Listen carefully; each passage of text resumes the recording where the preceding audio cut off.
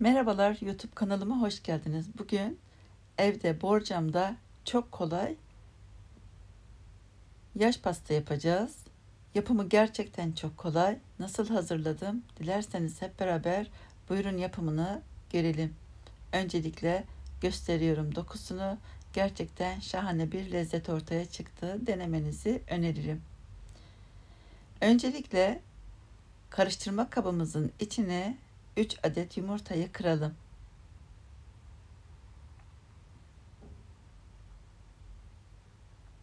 Bir su bardağı toz şeker ekleyelim. Rengi açılana kadar güzelce çırpalım.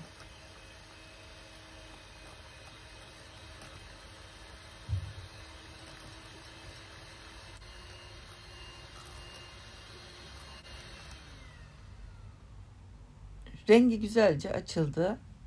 Üzerine bir su bardağı süt ekleyelim. Yarım su bardağı ayçiçek yağı ekleyelim. Karıştıralım.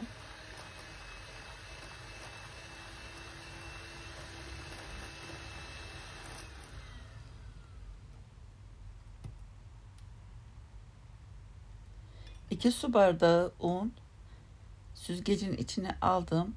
Bir paket kabartma tozu, bir paket şekerli vanilin ekliyorum.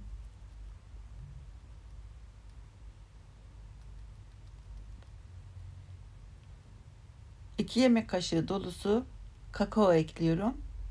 Eleyerek karışıma ilave ediyorum.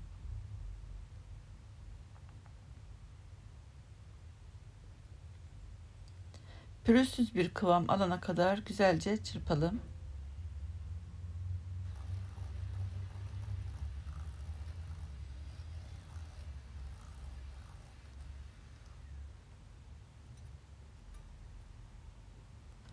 Kenarlarını güzelce kaşıkla ortasına doğru alalım.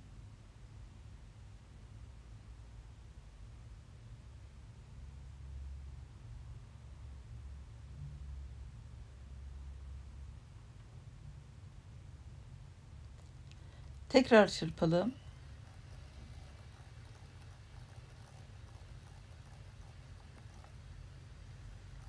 Ne kadar güzel çırparsanız o kadar güzel olur kekiniz. Evet, bu kıvamı çok güzel oldu. Şimdi en büyük borcamı güzelce yağlayalım. Kenarlarını yağlamayalım ki güzel kabarsın. Daha sonra kekimizi borcama dökelim. Hava kabarcıkları çıksın diye şöyle biraz vuralım. Daha sonra önceden ısıtmış olduğum 170 derece fırında 25 dakika pişirelim. 2 paket krem şantiyi karıştırma kabına alalım. Kakaolu kullandım.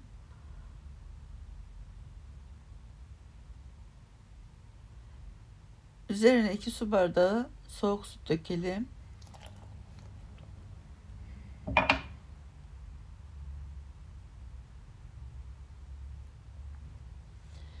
Bir yemek kaşığı dolusu kahvaltılık çikolata.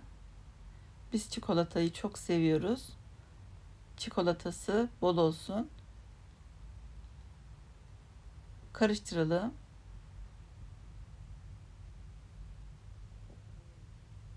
Dilerseniz beyaz krem şanti de kullanabilirsiniz. Şöyle tekrar kakao kullanıyorum. Bir yemek kaşığı da kakao kullandım. Güzelce katı bir kıvam alana kadar çırpalım.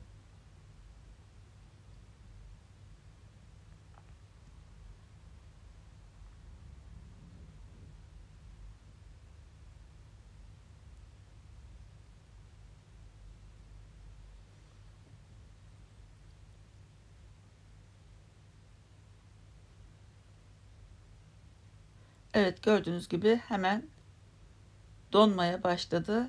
Şimdi çırptıktan sonra buzdolabına bırakalım. Daha güzel soğusun, kıvamını bulsun. Şimdi biz sosunu hazırlıyoruz. Üzerine dökmek için 2 su bardağından 1 parmak eksik süt kullanıyorum. Üzerine Nescafe dökeceğim. Şöyle 2 tatlı kaşığı yeterli.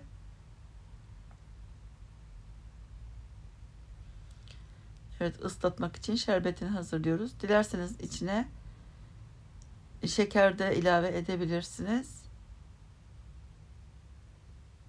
İyice eritelim.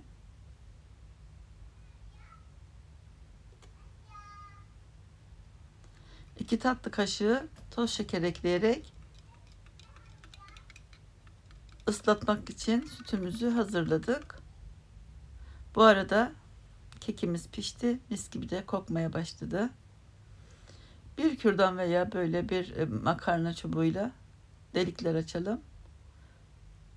Sosunu içine güzel çeksin diye. Şimdi sütümüzü döktük. En az 15-20 dakika bu şekilde bekletelim. İçine çeksin.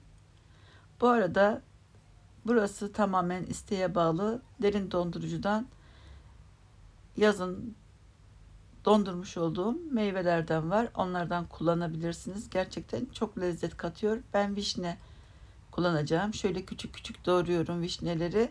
2 adet de orta boy muz kullanıyorum. Onları da küçük küçük doğrayalım. Sevdiğiniz meyvelerden kullanabilirsiniz. Küçük küçük doğrayalım ki dilimleri düzgün çıksın. Evet, bu arada gördüğünüz gibi sosunu da gayet güzel içine çekmiş sünger gibi. Şimdi bu krem şantinin yarısını kekimizin üzerine dökelim. Üzerini düzeltelim.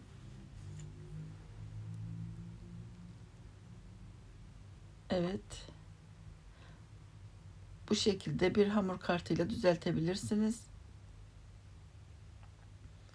Daha sonra hazırlamış olduğumuz meyveleri üzerine yayalım.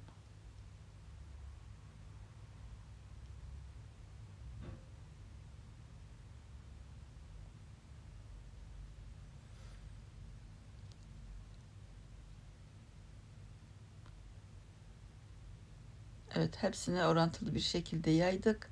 Şimdi kalan krem şantimizi de üzerine gezdirelim.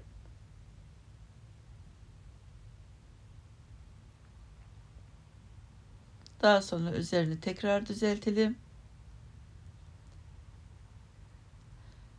Sonra buzdolabına bırakalım. 4 saat dinlensin. Dilerseniz akşamdan hazırlayıp ertesi gün daha güzel kıvamını bulur, daha lezzetli olur dinlenirse eğer. Evet, buzdolabından çıkardık.